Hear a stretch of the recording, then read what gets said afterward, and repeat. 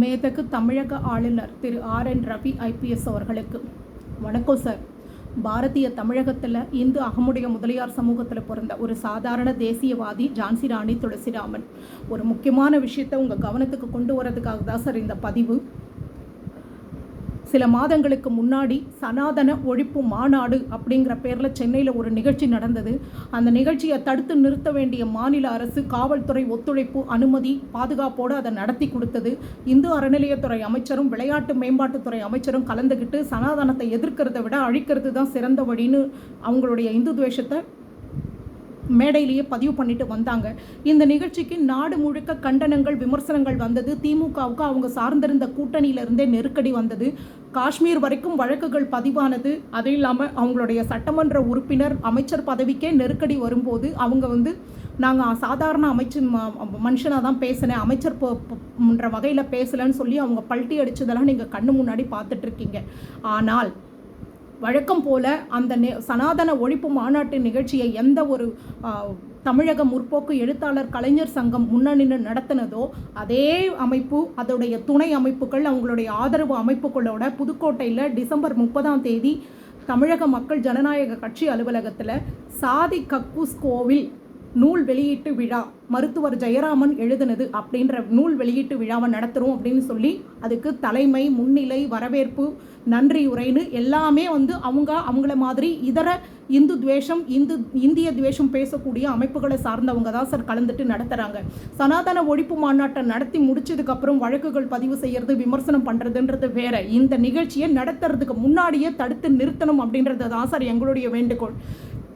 இப்போ இந்த நிகழ்ச்சி தமிழக காவல்துறையுடைய அனுமதியோ ஒத்துழைப்போ பாதுகாப்போ இல்லாமல் நடத்துறது சாத்தியமா சார்? அப்படி நடத்துகிறாங்கன்னு சொன்னால் தமிழகத்தினுடைய ஆட்சியாளர்களும் திமுகவும் ஒரு விஷயத்தில் தெளிவாயிட்டு இருக்காங்கன்னு அர்த்தம் சார். அதாவது ஏற்கனவே நடந்த சனாதன ஒழிப்பு மாநாட்டில் வெளிப்படையாக பங்கேற்க போய் அதனால் நிறைய பிரச்சனைகள் விமர்சனங்கள் வருது, அரசியல் நெருக்கடி வருது. அடுத்து வர வருஷத்தில் நாடாளுமன்ற தேர்தலும் இருக்குது. அதனால் நாங்கள் வெளிப்படையாக நாங்கள் யாரும் கலந்துக்கல, ஆனால் நீங்கள் செய்கிறத செய்யுங்க, வழக்கம் போல் எங்களுடைய முழு ஒத்துழைப்பு பாதுகாப்பு எல்லாமே அனுமதி எல்லாமே இருக்கும் அப்படின்னு சொல்கிற மாதிரி தானே சார் இருக்குது இதை பார்க்கும்போது. ஏன்னா இதில் திமுகவை சேர்ந்த சட்டமன்ற உறுப்பினர் அமைச்சர் நாடாளுமன்ற உறுப்பினர்னு யாருமே கலந்துக்கல சார். ஆனால் திகாவுடைய ஆதரவு அமைப்பு வெளிப்படையாக இதை பண்ணுது. இதுக்கு இந்த ஒரு விளம்பர பதாகை இதுக்கு எல்லாத்துக்கும் சாட்சியமாகவும் இருக்குது.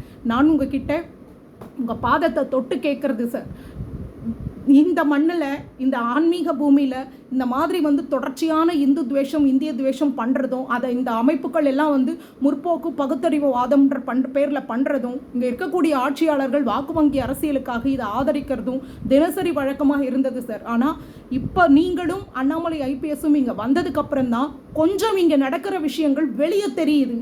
அதனால் சென்னையில் இதுக்கு முன்னாடி இங்கே என்ன நடந்தாலும் கும்மிடி பூண்டியை தாண்டாது சார். ஆனால் இப்போ சென்னையில் சனாதன ஒழிப்பு மாநாடு நடந்ததுன்னா அது நாடு முழுக்க எதிரொலிக்குது. பிரதமரும் உள்துறை அமைச்சரும் அதை பற்றி பேசுகிறாங்க. காஷ்மீர் நீதிமன்றத்தில் கூட அதுக்கு எதிராக வழக்கு பதிவாகுது. அதனால திமுகவும் அதனுடைய கட்சியை சேர்ந்தவங்களும் திக அமைப்பினரும் நேரடியாக இந்த விஷயத்தில் இறங்காமல் திரைக்கு பின்னாடி இருந்துட்டு நீங்கள் செய்யுங்க, எலெக்ஷன் நேரன்றதுனால நாங்கள் கொஞ்சம் சுதாரிப்பாக இருக்கோன்னு சொல்கிற மாதிரி தான் சார் இருக்குது. தயவு செய்து இந்த நிகழ்ச்சி அவங்க எல்லாத்தையும் செஞ்சு முடிச்சதுக்கப்புறம் நாங்கள் போராட்டம் ஆர்ப்பாட்டம் கண்டனம்னு பண்ணுறது வெறும் எங்களுக்கு அது வெறும் கண் துடைப்பாக இருக்குது சார். நாங்கள் நடக்கிறதுக்கு முன்னாடி தடுத்து நிறுத்தணும்னு நினைக்கிறோம். எங்களுக்கு இருக்கக்கூடிய ஒரே நம்பிக்கை மத்திய அரசாங்கத்தோடைய கவனத்துக்கு இதை நீங்கள் கொண்டு போகணும். உங்களை நம்பி தான் சார் நாங்கள் இருக்கோம். எங்களை ஆளக்கூடிய மாநில அரசு வெளிப்படையான இந்து துவேஷம் அப்படின்றத அவங்க செய்கிறாங்க அப்படின்னும் போது நாங்கள் வேறு யார்கிட்ட சார் போய் கேட்க முடியும்? அடுத்து எங்களுக்கு இருக்கக்கூடிய பாதுகாப்பு நீங்கள் தான். தயவு செய்து இந்த மாதிரியான விஷயங்களை தடுத்து நிறுத்துங்க. உள்துறை அமைச்சர் பிரதமருடைய கவனத்துக்கு இதை கொண்டு போங்க. இந்த அமைப்புகள் மேலே உரிய நடவடிக்கை எடுக்கணும்னு சொல்லி உள்துறை அமைச்சகத்துக்கு பரிந்துரை பண்ணுங்க. தமிழகத்தில் வெளிப்படையாக நடக்கக்கூடிய இந்திய துவேஷங்களையும் அது சார்ந்த அமைப்புகள் மேலேயும் தயவு செய்து சட்ட நடவடிக்கை எடுங்க சார். ஒரு இந்து குடும்பத்தில் பிறந்த ஒரு சகோதரியா, ஒரு பாரதிய சகோதரியா உங்ககிட்ட மடிப்பிச்சை கேட்குறேன். நாங்கள் கும்பிடுற சாமியை எங்கள் கண்ணு முன்னாடி இவ்வளோ கேவலப்படுத்துறது இவ்வளோ அவமானப்படுத்துறத பார்த்துக்கிட்டு நாங்கள் அமைதியாக வாழ்கிறதும் செத்து போகிறதும் செத்து போயிட்டா கூட ஒரு நிமிஷம் கஷ்டம்தான் சார் அது. ஆனால் தினம் இப்படி நரக வேதனையை நாங்கள் அனுபவிக்கிறோம். எங்கள் சொந்த நாட்டில் எங்கள் சொந்த சட்டம் எங்களுக்கு பாதுகாப்பு கொடுக்காது. எங்களுடைய பண்பாடு கலாச்சாரத்தை பாதுகாக்க முடியாதுன்னா இந்த உலகத்தில் வேற எங்கே சார் எங்களுக்கு பாதுகாப்பு இருக்கும்?